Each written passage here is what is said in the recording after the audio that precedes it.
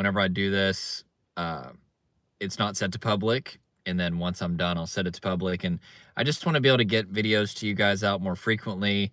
And this is just a super fast way to do it, because as soon as I click done, it uploads it to YouTube super fast. But anyway, here's why distraction for depersonalization, realization is all around terrible. Even though if you look online, you're going to see so many people that claim that it's this miraculous thing, and they usually did other things and not just distraction too. But that was probably the hallmark of what they did to get their recovery and their results. I've been helping anxiety, DPDR, OCD, panic attack sufferers for the last 6 years, and I used to be one myself. And I've worked with thousands of people at this point. I have seen everything that you can see, to the point where there's really no situations that even throw me off anymore, because I've seen everything at this point. And I've seen what works, and I've seen what doesn't work, right? And what I've observed with this distraction stuff is it only works if you define works as relief from symptoms. But this is where we need to clarify what recovery really is.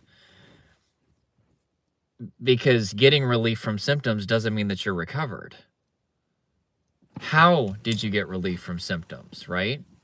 So the example that I historically have given is, let's say that you got into a car accident, your body's full of pain, you got cuts, bruises, all this stuff. And so you go to the hospital and they put you under anesthesia, and it numbs the pain, or they give you other drugs or shots or whatever to numb the pain. Is the pain gone? Yeah. But why is it gone? Is it gone because that person's body has healed? No. It's gone because the person is numb to their body because of the anesthesia. Now here, I want to say this. I remember what it was like to just want to feel better. And I didn't care how it happened. I didn't care if it was short-term or long-term. I just wanted to feel better. And listen, I am not upset that people see short-term results. Okay? I would rather them see some results than no results. But part of me doing this for 6 years is I've had to start to focus a lot on the long term with people. Because the first couple of years of my career, I had a lot more people that came back to work with me later on than they do now. Now it's extremely rare for somebody to have to come back and work with me, because I'm so focused on them making the lifestyle adjustments that I'm having them make a permanent part of their lifestyle. And we focus a lot on prevention. But early on, I wasn't necessarily focused on the long term. I was focused on dealing with the roots, but I didn't teach them habit theory. I didn't teach them how to make these things a part of who they are. And so there were more people. It still didn't happen too often, but it did happen a lot more frequently, where there were people that would come back and say, hey, my symptoms are back. And it's because they never made these principles a part of their lifestyle. And as soon as they felt better, they stopped doing what they needed to do. But anyway, regardless, if you're under anesthesia, the pain is still there. Your body hasn't healed it yet, but you're not experiencing pain though, right? And so if the litmus test of, and let's use this analogy, of being pain-free is just whether or not you're pain-free, it doesn't matter how it's happening, well, then this person is pain-free. But it's actually almost a perfect analogy, because as soon as you shut off the anesthesia, the awareness of the pain is there. And with depersonalization and derealization particularly, they are there because there is overwhelming stress and fatigue and oftentimes suppressed emotion. And also there's sometimes insulin resistance and some diet issues that we got to address, dehydration, all kinds of stuff. There's a lot happening in your body that is creating overwhelming stress in your nervous system. And distraction, going deep into your head 24/7, trying to distract your mind, is the literal equivalent of anesthesia for that person who got into a car accident and has extreme pain in their body. For some people, can that temporarily make them so separated from their body, particularly from interoception, the experience of the embodied self, that their symptoms of DPDR go away? Yeah, because DPDR is a circuit breaker. Once you experience that pain in your body, boom, DPDR there to separate you. Dissociation comes from a Latin root word that means to sever or separate. So it's your brain's way of separating you from painful experiences. And with DPDR, it's your brain separating you from your body and from the material world, because technically there's so much stress that your brain thinks that you're about to be eaten by a lion. And I've seen people distract themselves for years. And they thought, I'm recovered because the symptoms are gone. But eventually, the stress builds up to the point that they can't distract away from it anymore. And they're forced to come face to face with their body. And then they don't have any choice but to deal with what's happening in their body directly, releasing tension, adrenaline, emotion, making proper lifestyle adjustments to make sure that you're giving your body the rest, relaxation, nutrition, hydration, that it needs. At that point, you don't have any choice. But it's pretty frustrating because you could have been actually putting in the work and preventing this from ever happening. But people have a standard of recovery that is just the symptoms being gone. And that's the problem. That's not my definition, okay? But another problem with this is a lot of people, I would say probably most of the people that come to work with me, distraction never even works for them. I hear this on a weekly basis whenever somebody fills out an application, comes to work with us. They put on there, I tried distraction and it never worked for me. Why? Because there is just already too much buildup for that to even work. Distraction is only going to work if there's, I don't want to say a low level of overwhelm in the body, overwhelming stress, but people that are like in deep, deep states of traumatic stress in their body, distraction is not ever going to work for them. And that was me. I tried distraction. It never, ever got me very many results.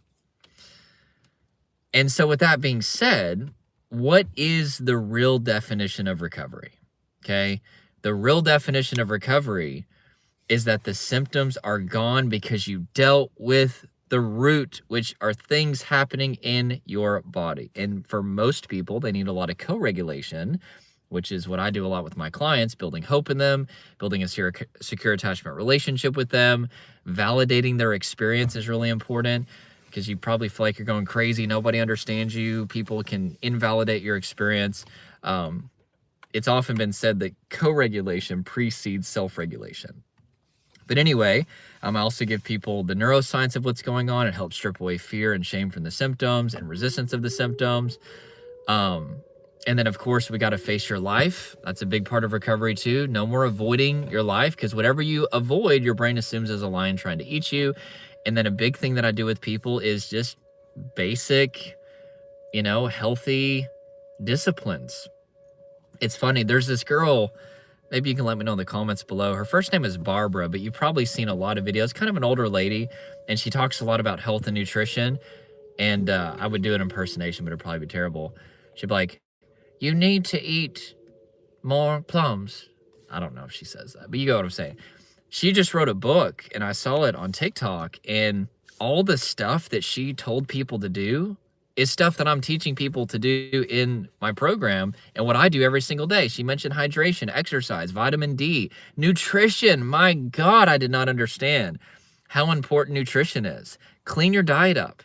For a lot of people, which check with a nutritionist on this, but the paleo or keto diet are usually really, really, really good, just generally speaking. Some people do carnivore. I tried it. I couldn't do it. My body needs more than just meat. But anyway, you got to clean up your diet. You could be experiencing insulin resistance, reactive hypoglycemia. You could be experiencing a lot of issues that are causing anxiety just because of your diet. But do you see how I just mentioned all these things? That is what dealing with the root looks like. It means I've got a lot of trauma stored in my body. I'm going to release that tension, adrenaline, and emotion from the body. And maybe your body's reacting because you're not eating right. And that could be indirectly causing adrenaline spikes and causing a lot of stress. Maybe you're dehydrated. That can lead to insulin resistance. It leads to adrenaline spikes, leads to a lot of issues, fatigue as well. Like dealing with what's happening in your body, making lifestyle adjustments to make sure that you're not driving your body into the ground and muscling your way through, and then getting the right information and getting proper co-regulation along that journey. That's what recovery looks like. Okay? That is what recovery looks like. That is the definition of recovery, is once you've gone through this process of getting your body out of fight, flight, freeze, instead of just running into your head and distracting and just not thinking about it, and you've paid the price, because there is a cost to this. And by the way, boundaries is a big thing that I do with people too. You're going to have boundaries in life with people. My God, sometimes that's a big part of people's recovery, getting a toxic person out of your life or an abusive person. We might have to overcome health anxiety. We might have to overcome OCD. There's a number of things, challenges that we have to do, but we can literally rewire the nervous system via the body. And once you have results that way, and you're living a preventative lifestyle to make sure that these things stay in place, then you can rest and relax and know that your results are going to last. And that is the true definition of recovery. So anyway, but I've gotten to the point where I never, ever, ever, ever try to convince somebody that distraction won't work for them other than these videos, okay? That's the only time I'm going to invest in it, because on a one-on-one basis, if I've got somebody that they think that they're cured, there is nothing that I could tell them that will communicate that this isn't going to work in the long term, because they're just so happy that they're seeing results. They don't care how it happened. They don't care if it's not going to last. But you need to have long-term thinking about this. Don't just settle for short-term results. And so I'm just like, okay, right? Somebody, wants to go kind of the talk route. Let's just talk about symptoms. Okay. It breaks my heart. I know that that's not going to work. They want to just try to outthink them. Okay. Well, I'll see you in a couple years. That's my mindset. I'm not going to wrestle with you, because a man or woman, let's say a person convinced against their will is of the same opinion still, right? I don't do it anymore, because resistance brings suffering. You have to let everything be okay exactly as it is. That is a principle that I live by, and I don't wrestle with people anymore. But what I get excited about is once somebody puts in an application and I see on there, I've tried acceptance, I've tried distraction, I've tried the quick fixes, I've tried to outthink it, and I am ready to do whatever it takes. I know that that person's ready, and I don't have to convince them, because them doing things that didn't get to the root and their experience of that has convinced them. And I'm the same way. I'm stubborn too. I got to try stuff sometimes. It doesn't work before I'm finally like, okay, you know what? I'm actually going to have to put in the work. So it's human nature. We're all very stubborn in that regard. But I'm just trying to bring awareness about this, because I do think that there are going to be some people, it's not going to be many. You hear this, and maybe this is your wake-up call, right? Where you're like, you know what? I have been doing this distraction stuff, and I'm really looking around, and I'm exhausted. That's what we hear from people all the time that work with us. This 24/7 distraction stuff, it's exhausting. Like, you have to keep your mind distracted at all times. You know what happens whenever you actually deal with what's happening in your body? You can just be present. See, like right now, I can have my mind focused on nothing. I can just be safely embodied. I'm calm in my body. And I think the wind's blowing a little bit. It's cold today, really cold. I can listen to the trees. the leaves blowing.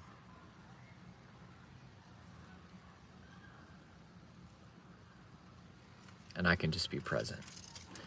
I'm not running around like a chicken with my head cut off, distracting 24/7. And the fact that you're having to do that should show you that you actually haven't dealt with the root of what's happening with your body. I could go on and on. I'm very passionate about this because I've seen this destroy people's lives. And some of those people that are told to distract 24/7, and I don't want to get into any names of the people who are teaching this, they're great people overall, but they tell people that you can't research. And so people will feel trapped. They'll be trying this distraction stuff and other things too that they're told to do. It's not working, but then they're told that they can't recover if they research, so they're afraid to look. I had one person, they said they spent 2 years doing this 24/7 distraction stuff, and it was driving their body into the ground. They were extremely depressed, overwhelmed, I think even suicidal. And they were terrified to look for other alternatives because they were told that they can't research. I tell my clients, I'm like, listen, like I'll give you all the neuroscience that you need in my program, and I don't think it's a good idea to sit around and research symptoms all day. But if you are going to research, make it quality research. Don't look at Reddit. Don't look at random forums. Go to authorities. You know, listen to Bessel van der Kolk, Dr. Stephen Porges, Dr. Peter A. Levine. You know, like study some experts in the field of neuroscience and traumatology or anxiety. Like, don't just choose random people. Okay. Make sure that you're hearing an informed opinion. And if I'm doing my job correctly, you're going to find that those people are saying similar things that I'm saying, because I try to base everything that I do off of what the world's leading experts are saying. But anyway, but they believe, oh, I can't research. I don't want to break the rules, so I'm not going to recover. And they get stuck in this loop. And so anyway, if you're stuck in that loop, you can break it. And I've already told you all the stuff that you need to do, the basics of it. But if you wanted my help to help you apply those things, of course, there's an application below. You can fill that out if you want to, and we'll see if we can help you in your situation. But anyway, regardless, hope you guys have an awesome day, and I will talk to you real soon. Take care. I'm going to go for a walk. It's kind of chilly, but it's not too bad, actually. I'm actually probably going to go for a jog. It's as long as I get my heart rate up, I won't be too cold. Anyway, have a good day, guys. Talk to you soon.